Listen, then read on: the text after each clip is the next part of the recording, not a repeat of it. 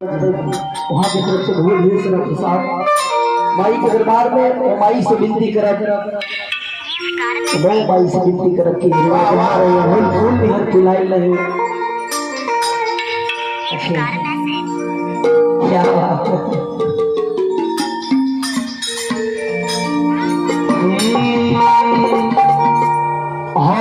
बिया की भैया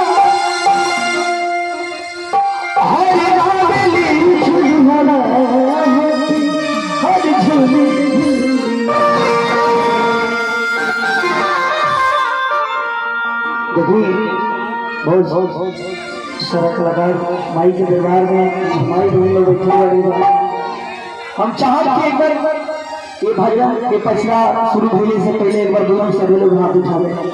सब लोग जिनके माई सुंदर सुंदर को हाथ देने हुए हुए उठाई दोनों हाथ पानी है। कहा जाता है कि एक हाथ हर पर हो रहा है और दोनों हाथ समय पर होता है तो दोनों हाथ होना चाहिए। बताई जो माई हमने के अपना गर्भ में 9 महीना ढोली हमने के 9 साल के अंदर हमने के हाथ में खींचे उठा बैठे माई करती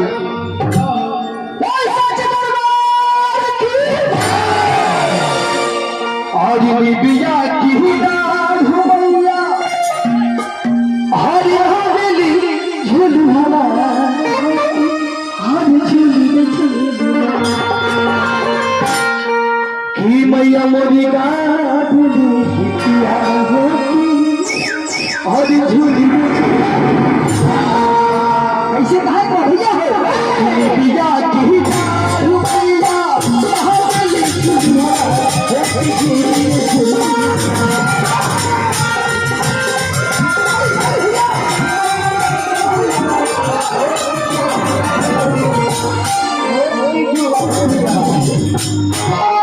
जब हम गा रहे हैं तो सुनाई नहीं दे रहा है किसी को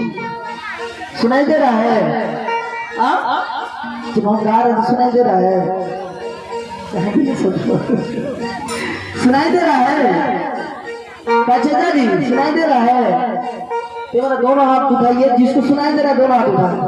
दोनों हाथ क्या बात है कि मैया मोरी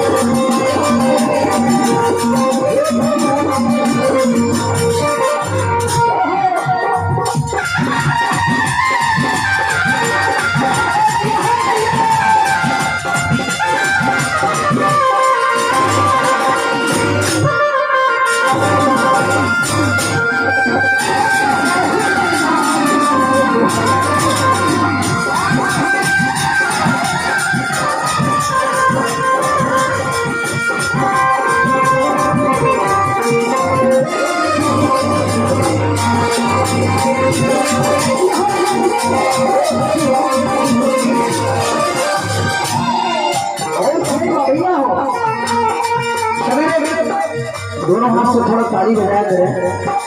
ताली बजाने से 2 फायदा जो शरीर का ब्लड सर्कुलेशन है वो धीरे धीरे चलता रहेगा काफी लंबी उम्र तक आप लोग जी सकेंगे। दोनों हाथ से थोड़ा ताली धीरे धीरे ताली ताली एकदम भाजन ऐसे नहीं होता है तो भजन और भोजन दोनों बैठ कर किया जाता है। मीठी मीठी ताली वाली क्या कहना है